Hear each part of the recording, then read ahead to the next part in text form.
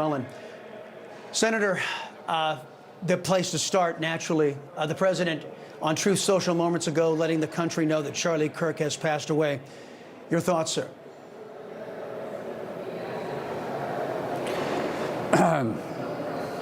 Chris, let me gather myself a second. Charlie was he was a friend, not just an acquaintance, and so it's a little tough. My family's taken it pretty rough. Sorry, Chris, I thought I could hold it together. Give me 1 second here. This stuff shouldn't Senator, happen. take all the time you need, what a lot sir. of people don't realize is that Charlie didn't make laws. I mean, literally, the guy gave an opportunity for the opposing views to be heard. He went to the campuses where most politicians wouldn't even consider going, literally wouldn't even consider going, and he had an open debate. He gave an open platform for those with opposing views to have, honestly, a safe conversation in their backyard. He didn't belittle any individuals. He talked about facts. As you said a while ago, it wasn't emotions he visited with. He talked about facts, and he gave that opportunity to individuals to speak on their beliefs. And because of his beliefs, he was killed. Because of his strong Christian stance, he was killed. And I'm not trying to point fingers here, but let me just say something here real quick, all right? He was a Christian, and Christians are under attack right now from this far crazy left views that say they don't feel safe. Well, they're the ones going in and shooting up our schools and shooting up our churches and shooting people that they don't agree with, like President Trump and now Charlie Kirk. The temperature is too high. And now we're taking loved ones away from their families because you oppose his views. Yet he was just someone giving you an opportunity to speak, and you think his views are so bad you have to eliminate him, you have to kill him, you have to take him away from his wife and his kids. This is completely unacceptable. I mean, what has happened to us in the country that we can't even have an open debate now, Chris? Senator, I'm with you on that, and I have to suggest that perhaps it has been the complacency of the Republican Party that has allowed the left wing to continue to push. They push further, they push further, and they push further, and the Republican Party retreats and retreats and retreats. And it is our people on the streets, whether it's in a light subway car or a train in Charlottesville, North Carolina, or whether it's on a stage having a conversation about policy in Utah, the left wing sees the conservatives being abandoned by the Republican Party, and it's open season on us. Do you think there could be now some inspiration in Congress for maybe those who call themselves Republicans or actually claim to be Republicans that might actually start defending us from these people? Chris, this has nothing to do with the Republicans and how they behave. This is how the Democrats are behaving. This is when you have Democrat leaders calling for people to go to the streets. This is how when Democrat leaders are calling for violence against ICE agents or calling for blood to be spilt on the streets. This comes from the rhetoric from the far left who's been stirring the pot so long. I mean, you go back to already to 2015 when they were calling President Trump a Nazi, which they still do to this day, saying that he was a threat of democracy. This goes all the way back to Maxine Waters, who was screaming. This goes back to when the Democrats were trying to impeach the president, which, I mean, obviously they did, but he wasn't convicted. This goes back to them stirring the fire of their base, stroking the fire of their base, and not being apologetic about it, and making them fear the opposition so much that they think they have to turn to violence, at the same time accusing Republicans of doing it. So this has nothing to do with the Republicans and how they behave. This has to do with the way the Democrat leadership has stirred up their base, and it has went too far. And every single one of those Democrats that have come out and has called for violence to take place, for riots to happen on the streets, for blood to be shed, every one of those Democrats should be going on national TV right now and apologizing.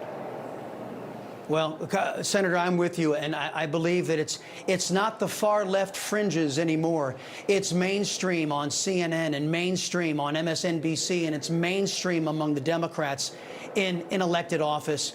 Look, I want to brace you for this. I'm gonna put up a picture. I'm not sure if you have a monitor there, but look, I know how emotional this is for you. And conservative actor James Woods writing this on Truth Social. This is what they hate. And there's a picture of Charlie and his wife and his kids. And Amen. Senator, you know, we should have the right to disagree in this country with the American left and not have it come to this. True? True, and what that picture represented right there, Chris, was traditional Christian values. Traditional American values, to which the far left, the far crazy left, I'm not saying all Democrats, I'm saying the far crazy left has now demonized and say they fear that traditional photo that you just showed. And they're willing to take that guy's life because of it. Not because he was a lawmaker, not because he was trying to change the Constitution. It's just simply because they disagreed with his political views and his Christian stance.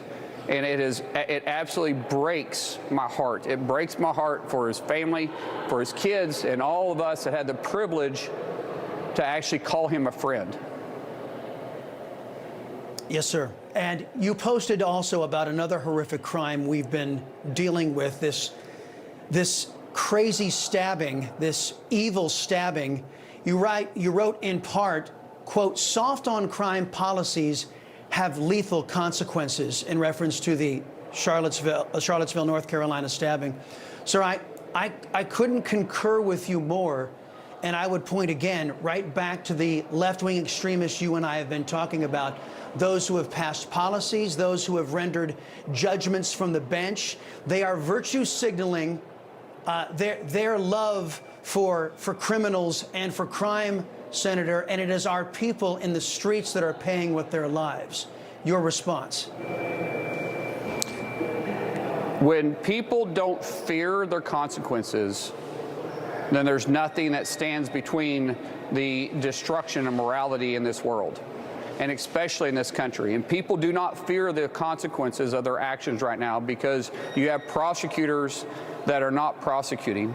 You have police that aren't allowed to do their job. You have judges that are literally making their own decisions from the bench, then not punishing criminals, but apologizing for their behavior because of white privileges that have taken place in their society, and somehow it's somebody else's fault but their own. And I'm not exaggerating by what I'm saying. This has happened from benches across the United States, and this shouldn't take place. When people are not afraid of the consequences, there's nothing that prevents them from going to this depth of criminal activity and absolute outright murder. And then that leads me, Senator, to Code Pink, extreme leftists. They disrupted a dinner last night between President Trump, the Vice President J.D. Vance, Secretary of State Marco Rubio, the Secretary of War Pete Hegseth, and other officials. Watch this.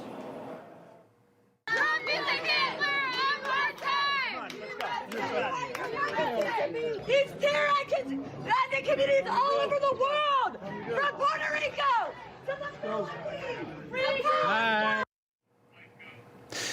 Senator, this president has survived 2 assassination attempts, a third woman out there who has threatened to kill him. She was released by one of these left-wing judges.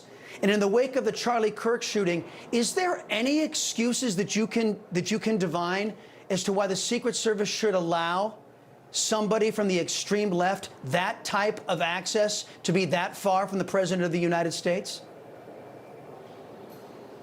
No, because that lady you showed right there, she's disrupted our members' hearings too, because I've recognized her immediately. She's known up here on the Capitol. There's no reason why she was in that restaurant. There's no excuse for it. Absolutely zero excuse for it. Why they had protesters when you had the president and the vice president and Secretary Rubio walking into a restaurant that those people were in that restaurant. There is zero excuse for that. at all. That should have never taken place, other than somehow the media had let them know that they were going to be there, and somehow they were able to get past security. Because I'm telling you, that person that was screaming that you showed, she's 100% known on Capitol Hill. We can't afford to take the left wing lightly anymore, in my opinion. Senator Mark Wayne Mullin, sir, thank you very much. And sharing your thoughts, your raw thoughts, as we're getting the devastating news today. Thank you, sir. For more on this, we are joined